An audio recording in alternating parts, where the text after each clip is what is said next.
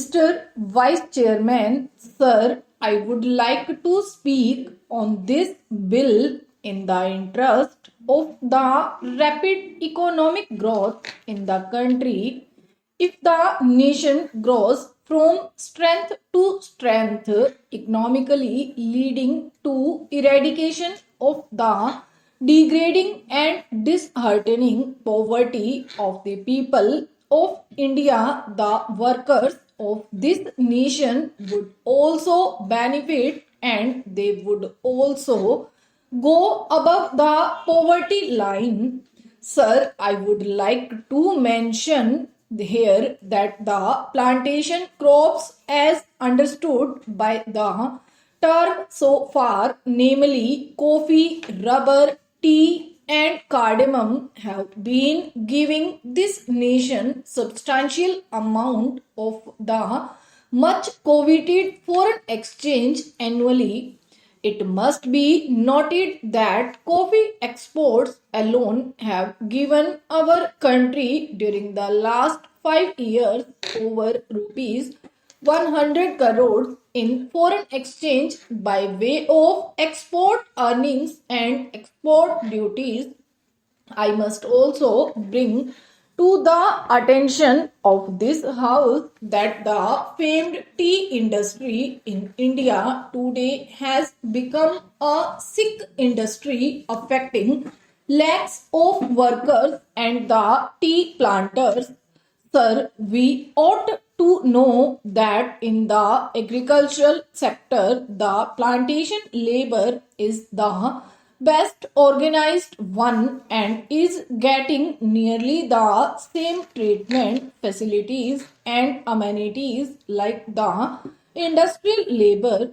Sir, coming from a plantation district of Karnataka, I sincerely agree that the welfare measures provided in the Act must be faithfully implemented and strictly enforced, but I cannot subscribe to the view taken by some that the planters generally are exploiters and are inimical to the interests of their own workers and that they must be dealt with severally.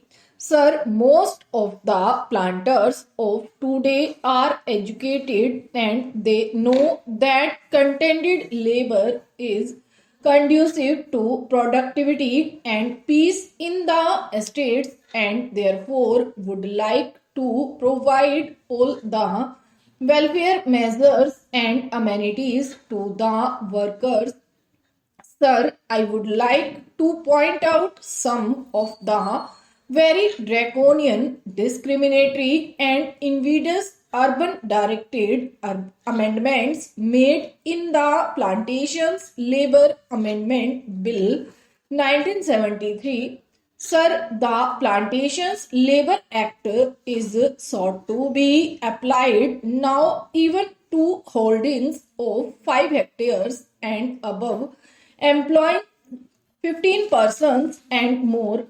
Originally, in the bill brought before the Joint Committee, it was sought to be applied to holdings of 6.5 hectares and above.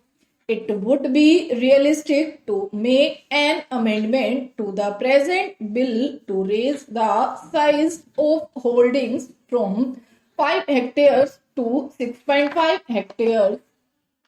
Sir, we must bear in mind the economic viability of small plantations of 5 hectares and the financial capacity of the small planters to fulfill the obligations cast on them to provide housing and creche facilities.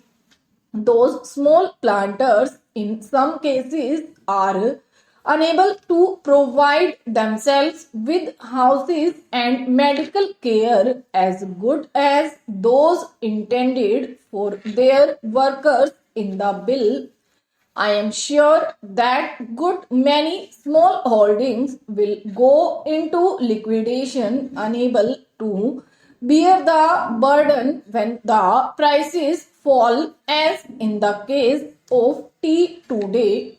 I would emphatically say that clause 13 is not only draconian but discriminatory, and it is most harsh and killing to the farming community of India, whose hands feed and clothe the people, poor and rich. Sir, I strongly feel that the punishment with both compulsory fine and imprisonment is too severe for violation of a welfare legislation covered by the Act.